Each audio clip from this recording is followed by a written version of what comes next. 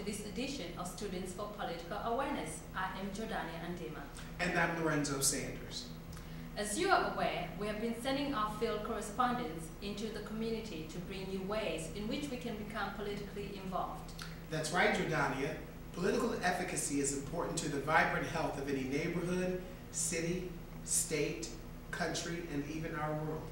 We sent out our Daisha McCain into the field to visit the Capitol building. Let's see what she found out for us. Daisha?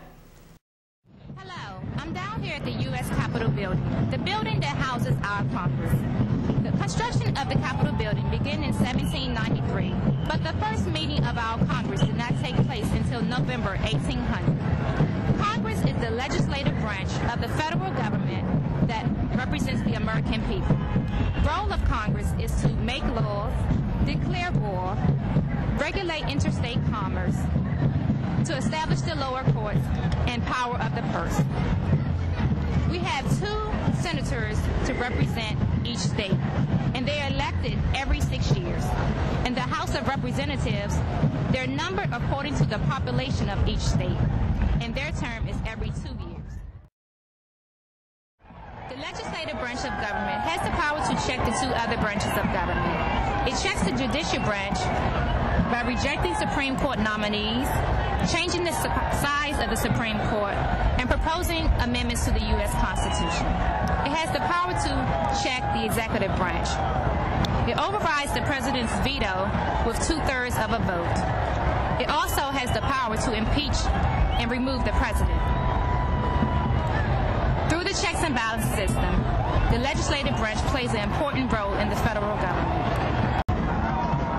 If you'd like to learn more about the U.S. Capitol and our Congress, you can visit the website at www.visitthecapitol.gov. Back to you guys in the studio. Wow, that was really amazing. And you know, it's really interesting because, okay, the legislature is responsible for making our laws. And it is the system of checks and balances in our government that makes us refer to it as a political machine. It runs well when properly maintained. Now, let's check in with our judicial branch correspondent, Sharon Bond, and see what she has for us. Sharon? The Supreme Court has been the seat of the judicial branch since 1790. The Supreme Court building has been in existence since 1935. The Constitution states the judicial power of the United States shall be vested in one Supreme Court and in such inferior courts as the Congress may from time to time ordain and establish. The Chief Justice and the other justices are appointed by the President and approved by the Congress, and it is a lifetime position. In addition, the judicial branch can check the President by declaring executive actions unconstitutional, issue warrants, and presides over impeachment of the President. Furthermore, the judicial branch can check the legislative branch by declaring laws unconstitutional and, as aforementioned, presides over the Senate during hearings to impeach the President.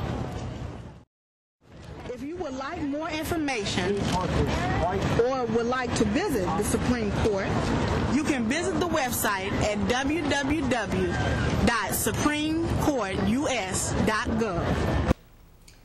Thanks, Sharon. I never knew it was so easy to schedule a visit to the Supreme Court. I wonder if there were any cases being heard while she was there. So let's check in for a moment. The legislature proposed bills, and the judicial branch has the responsibility to review our laws and either declare them valid or rule them unconstitutional. Well, there is one final piece to the puzzle. We sent our Clint to the White House. I can't wait to see what he has for us. Clint? Thanks, guys. I'm here at the White House, residence of the President of the United States, leader of the executive branch. The White House was first occupied in November of 1800 by then second President John Adams. The President of the United States is elected by the American people every 4 years, for which they are eligible for 2 terms. The primary role of the President is to enforce laws passed by Congress and approved by the Supreme Court, as well as act as Commander-in-Chief of the Armed Forces. In relation to the other two branches of government, the President has the power to check both the legislative and judicial branches. The President can check the judicial branch by nominating Supreme Court justices as well as other federal court judges. He can also pardon those convicted in federal court and refuse the enforcement of Supreme Court decisions. The President checks Congress by vetoing laws passed by the Senate and the House of Representatives. He can also call them into special session, and the Vice President acts as a tie-breaking vote in the Senate. The role of the President is one of the most sought-after elected offices in the country. Though modeled after a monarchy, the checks on the President create the political environment for a stable government. Back to you guys in the studio. Thanks, Clint. I wonder if you had an opportunity to meet the first family. I trade places with him for that assignment. So we just talked about the relationship between the three branches of government and how you can become more aware of how our system works. Thanks for watching, everyone. Again, I am Jordani Andima. And I'm Lorenzo Sanders. And remember, this is your government. Get involved.